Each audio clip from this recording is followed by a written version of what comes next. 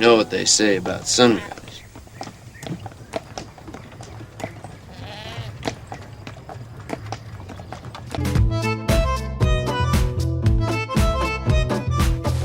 In The Fugitive, during a tense moment when Harrison Ford's character is being chased for a crime he didn't commit, he yells, "I didn't kill my wife!" Tommy Lee Jones, playing Deputy Marshal, couldn't recall his scripted response and instead replied, "I don't care!" instead of the original, "That isn't my problem." This improvised line ended up reshaping the character in the film. "I didn't kill my wife! I don't care!" In Raiders of the Lost Ark, Harrison Ford forgets his line and instead says, "Oh, I don't know. I'm making this up as I go." If you watch carefully, you can see John Rhys Davies give a wry smile just afterwards. In The Dark Knight, during the scene where the Joker arrives at the fundraiser, Michael Caine was supposed to deliver a line as Joker steps out of the elevator. However, it was Caine's first time seeing Ledger in full costume, and he was so unsettled that he completely forgot his line. Ledger carried on without missing a beat, and director Christopher Nolan liked the moment so much that he kept it in the film. The iconic line, "I'm Batman," delivered by Michael Keaton, was actually improvised. The original script had him saying something like, "I am the Knight," or "I am Justice," but Keaton forgot the lines and instead came up with this unscripted moment that became iconic. "I'm Batman." In Cannibal the Musical, there's a scene where the town's drunken sheriff tells Packer he'll be hung at sunrise, then says, You know what they say about sun guys. before awkwardly pausing and walking off. The actor, who really was drunk, forgot his line and left the shot. Trey Parker found it funnier than the original punchline and decided to keep it in. Hello, little man. Boy, I sure heard a bunch about you. During the scene in Pulp Fiction where Christopher Walken's character, Captain Coons, explains the gold watch to young Butch Coolidge, child actor Chandler Lindauer had to sit through the entire monologue. Since he didn't understand the context or language, it wasn't a big deal for him.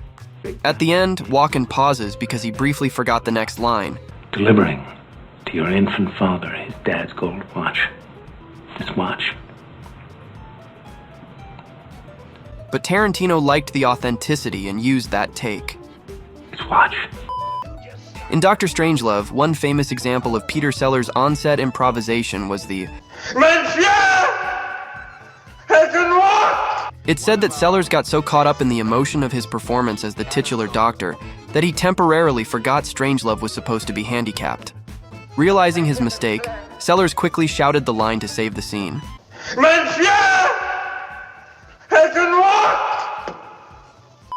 In Home Alone, during the airplane scene where Kevin's mom realizes they left him behind, Catherine O'Hara forgot her lines. Her iconic shout of "Kevin" was her attempt to save the take. Kevin! In Zoolander, when Ben Stiller asks a former male model why male models have been influencing history in the past few years, he gets a very detailed answer. Following the explanation, Stiller goes on to ask, But why male models? While many thought it was just part of the script to make Zoolander seem as dumb as possible, actually Stiller had just forgotten his lines. He improvised by repeating his previous line, and ended up with one of the funniest parts of the movie. But why male models? You serious? I just told you that a moment ago. Right. Our parents just died. In Lemony Snicket's A Series of Unfortunate Events, during the scene where Klaus says, "Our parents just died," Jim Carrey, staying in character as Count Olaf, asked if he could retake the line because he forgot his next one. How very, very awful. Wait. Let me do that one more time. Give me the line again. The cameras kept rolling, and Carrey's seamless performance made it into the final cut of the film. Wait. Let me do that one more time. Give me the line again. Quickly, while it's fresh in my mind. Who do you pick? Sinatra or Mac? Presley. In Diner, there's a scene where Eddie asks Boogie who makes the best makeout music, Sinatra or Mathis. Boogie's unexpected answer is Elvis Presley. Eddie's reply was supposed to express disappointment, but Guttenberg stumbled over his line, saying, You've gone like 2 steps below in my book. Director Barry Levinson loved it so much he kept the take, including Daniel Stern spitting out his water in response. Once again. In the original script for Monty Python and the Holy Grail, Tim the Enchanter was given a long-winded and imposing name more befitting the character. But when it came time to shoot the introductory scene, John Cleese forgot it, and so he ad-libbed the now iconic line. By what name are you known? There are some who call me Tim. That great melodramatic pause is actually John Cleese trying to remember the rest of the line before giving up and saying the first name that popped into his head, which ended up being way funnier than what they had written. There are some who call me Tim. Greetings, Tim the Enchanter. One of the most memorable scenes in When Nature Calls occurs when Ace Ventura begins randomly singing the theme song to Chitty Chitty Bang Bang while en route to the consulate for the first time. Chitty Bang Bang, Chitty Chitty Bang Bang loves us too. This scene was a result of Carey completely forgetting his lines for the day and began ad-libbing the musical theme on the spot.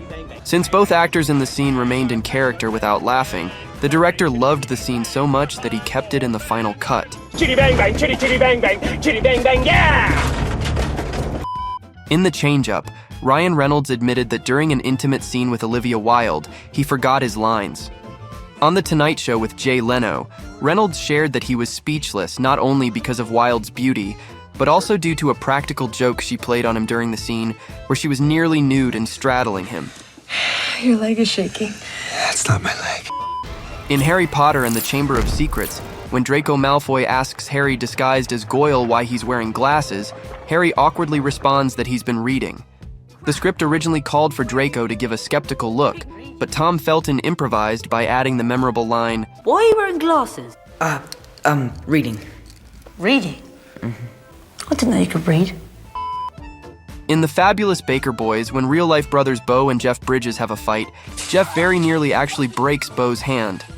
They planned to come up with a safe word in case things went too far, but Jeff forgot himself and Bo went to the hospital directly afterward. Beat the shit out of you, huh? My hand! My hand! Jack!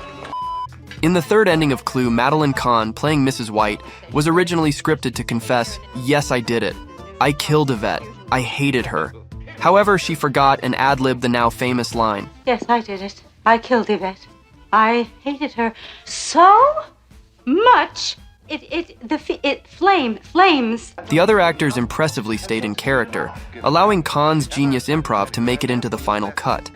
You can even spot Tim Curry trying not to laugh, while Martin Mull and Christopher Lloyd look dumbfounded. It flames on the side of my face. Breathing, heaving breath. In Hannibal, Gillian Anderson got so caught up in kissing Mads Mikkelsen that she forgot her next line.